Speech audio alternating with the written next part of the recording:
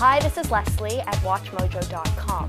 On the 6th of March, Van Morrison is going to be releasing a new studio album. It's called Pay the Devil. This is really exciting for a lot of reasons. Van Morrison is a legend. Almost everyone's heard of him.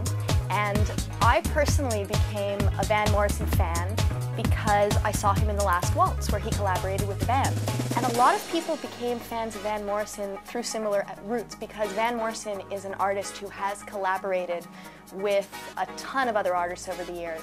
Besides the band, he's collaborated with Dr. John, he's collaborated with Eric Clapton, and he really is an artist who continues to try and push his boundaries. So even though we might think of Van Morrison as an artist who brought us Brown Eyed Girl, he has released several pop albums, several jazz albums, and this, Pay the Devil, is his first country album.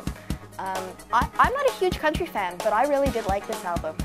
What Van does is he has 15 tracks and he takes 12 country standards that were popularized by people like Emmylou Harris and Hank Williams, and he really makes them his own. He does a really beautiful rendition of Your Cheating Heart, and then he adds to that with 3 tracks which round out the album beautifully.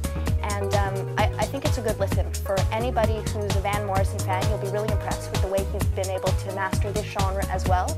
And for anyone who's a country fan, because he's really done very well. So that's this week's release, and check back next week to see what's coming up.